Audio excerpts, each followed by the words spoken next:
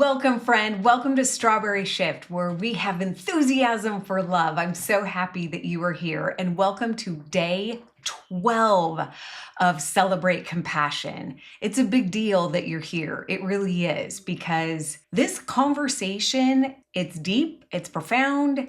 The reason why I say it's a big deal is it says a lot of where you're at on your journey. When you go to the gym and you work out and you want bigger muscles, if you're, let's say, started out with a 25-pound weight, and then you get stronger, and then you can lift a 30-pound weight, and you can lift a 35-pound weight, right? When it comes to talking about compassion and talking about what we're going to be talking about today, continuing the conversation about having compassion for someone who annoys you, or who angers you, or who confuses you, or who really just who you hate even. To have that level of conversation tells me a lot about you. It tells me that you have done a lot of work on yourself. And I don't say that to stroke your ego. It's simply a fact. It's as much a fact as it is if you were at the gym and you were able to lift a 50-pound weight. So it's important that we acknowledge ourselves for where we're at on this journey, and that it's a beautiful thing that we're having this really important conversation, because when we expand our consciousness and when we open our hearts more and when we become more compassionate individuals, the ripple effect of that is so beautiful. And that's why I am sincerely grateful that you are here. And today, day 12, it's a powerful day. I mean, every single day is powerful because they compound on each other. I love today because it liberated me. And when I've shared this exercise with clients, when I've shared this exercise with friends, it's helped liberate them. So that's why I'm really happy and excited to share this with you. So you ready? Let's dive in. We got curious as to some of the qualities about them, right? That you may not like, that possibly could be in you. And I know that sometimes that could be so uncomfortable, and you may or may not have got clarity. It honestly doesn't matter yet. The fact that if you even tried, the fact that you even set the intention is all you need to do, because a seed was planted. You know, I find that when it comes to truth, we don't see the truth until we're ready to see the truth. It's just how truth works. Have you ever experienced that? You know, why didn't I see this sooner? It's like so obvious now. So obvious. Why didn't I see this sooner? And then you can reflect back and go, oh, there's no way. There's no way I could have seen this sooner. I saw the truth when I was finally ready to see the truth. Today is really going to help open your heart, and it's going to help you see the truth in a quicker way that doesn't force it, that doesn't willpower it. So this still requires curiosity, but it's going to require a different type of curiosity. We're going to be looking in a different direction. And so we're going to be looking at this person who you have either resentment, anger, judgment, confusion, fear towards. We're going to look at their childhood. Yes, we got to always go back to the roots. That is one of the best ways to breed compassion. You know, Hollywood has done a kind of a cool thing with some of the movies that they've created, where they've done the backstory of the bad guy or the villain. And if you watch some of these movies, you can't help but have compassion for the bad guy or the bad girl or the villain. You can't help it, because then you understand, oh, no wonder he became the Joker. Or, you know, I love Once Upon a Time, that show. No wonder she became the evil queen. Because once you understand their backstory, compassion happens. And so that's what today is about, is I'm going to encourage you to dive into their childhood. Now, before you tell me, oh, wait, Mandy, I already know about their childhood. Well, then I'm going to challenge you Because if you still hold resentment and you still hold anger, then I would say you're missing something. And I would challenge you to get more curious. I would say to dive deeper. I would say to get even more curious. I would invite you to find out more stories. So everybody's different. You know, my person who I started this process off with happened to be famous. So for me, it was pretty easy to find out about my person's childhood because there was lots of interviews, and I happen to know also people that knew this person, and I could go to them and ask them what they knew about his childhood. And so I was able to get more information about his childhood.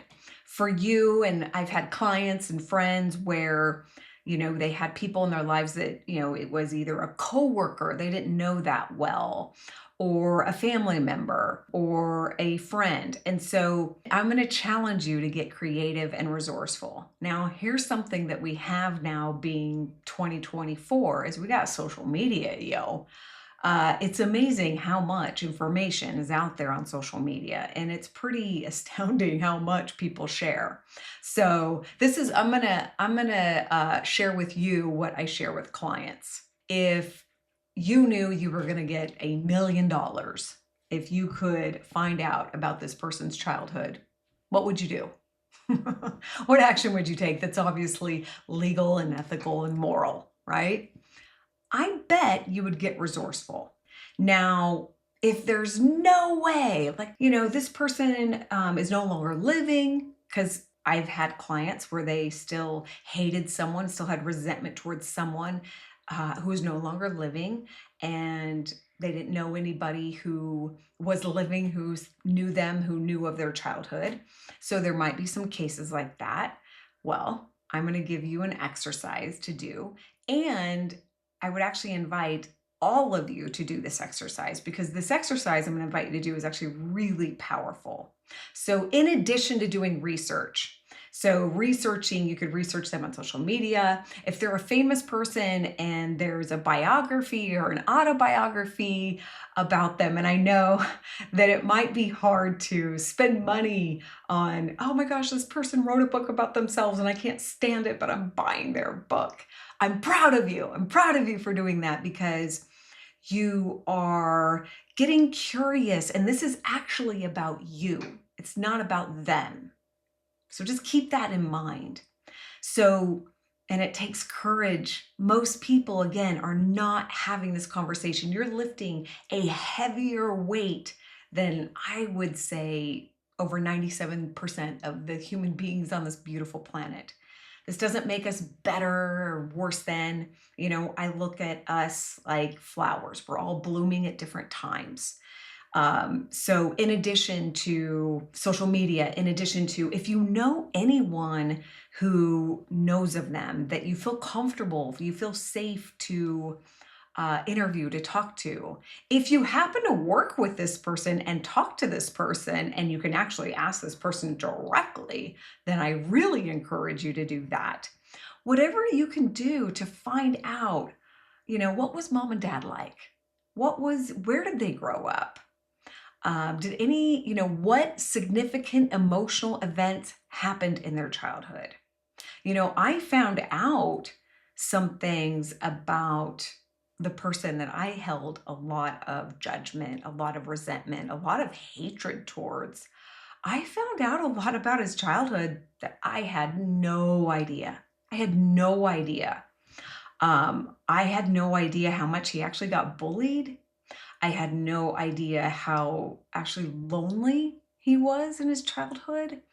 I had no idea how much he actually cried.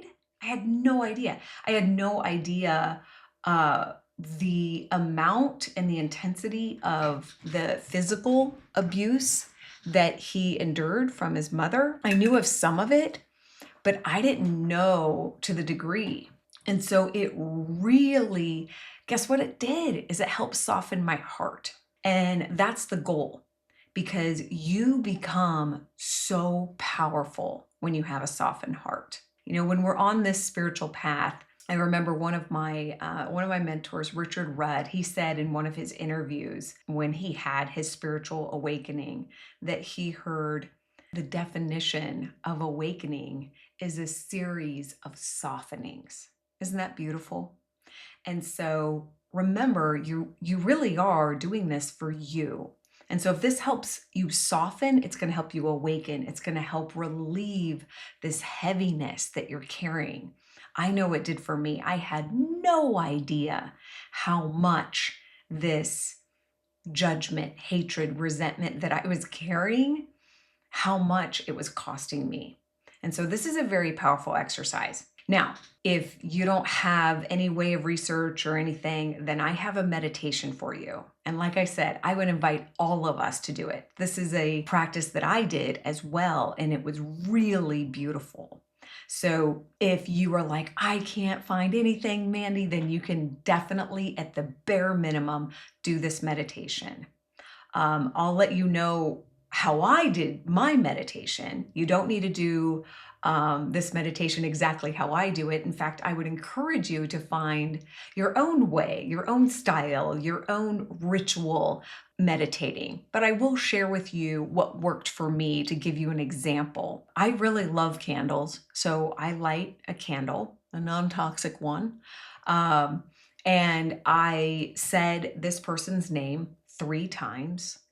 And I called in and I asked my higher self to speak to his higher self.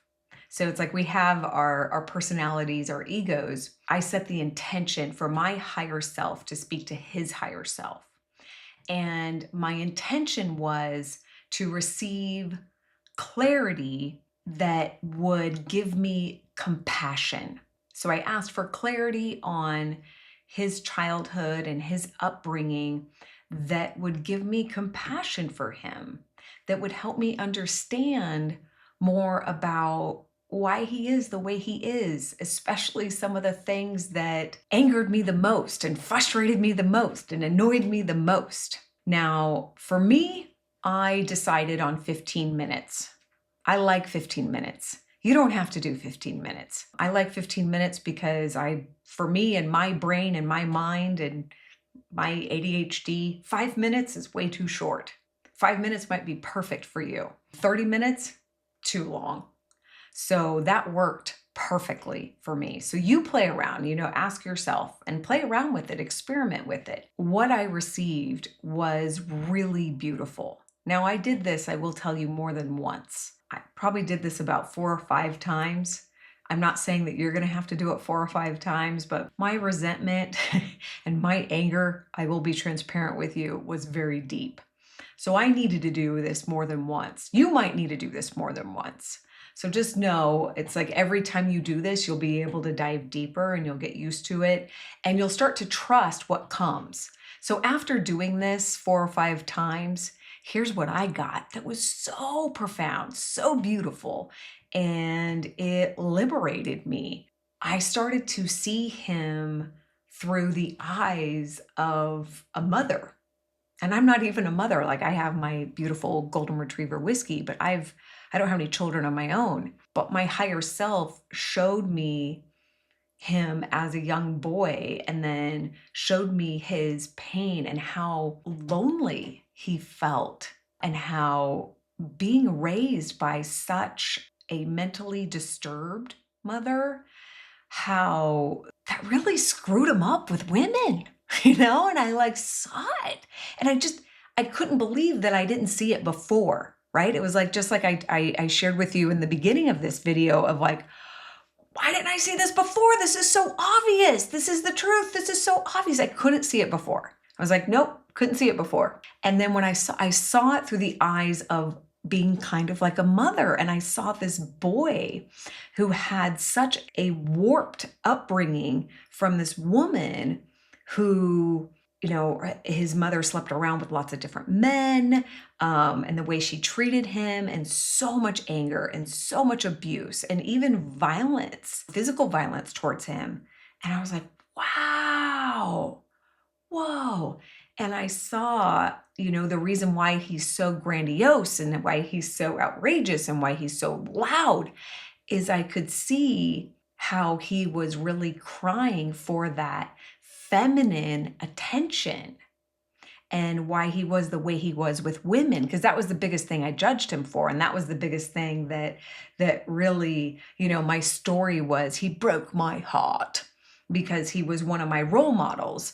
And I judged him for how he would hit on students, female students in the audience, which I still don't agree with. I still don't condone. I still don't think that's a good thing, of course. But I came from such a place of anger and judgment that wasn't healthy. It wasn't healthy for me. It wasn't healthy for you. It wasn't healthy for anybody. And when I saw the truth, when I saw this little confused, lost, very lonely, very scared boy growing up as this man who never got that nurturing that every young boy should get from his mother, who never got the safety of what it feels like to feel safe in his mother's arms, who never got that reassurance that everything's going to be okay. Never. He never got that. And I realized, oh my gosh, no wonder. No wonder he's got that void. And I actually cried. Never cried for him, never. It's like it broke through. You think of a hard shell, like someone describes someone as hard. Oh, like they're hard, or they have like a hard shell around their heart, right? And then you hear the saying, it's no accident that we use sayings like, oh, you make my heart melt, right? It's like that the shell around my heart, when I started to cry, it felt like this hardened shell around my heart just started to melt. And I felt this softening, and it was so beautiful. And I'm very, very grateful that I was guided to do this process. And that's why I'm so excited for you to do it. And I can't wait to hear what it's like for you and what comes up for you. And please know that all of us are going to have different journeys. And for you, it might be, you might read their biography, and that might be it for you. Or you might interview one of their neighbors or one of their friends or someone in their life, and you might hear a story that does it. I encourage you to stay curious. There's a gift there for you, and I want you to have that. So that's it for today. Day 12. So happy you're here. Take care, and I'll see you next time.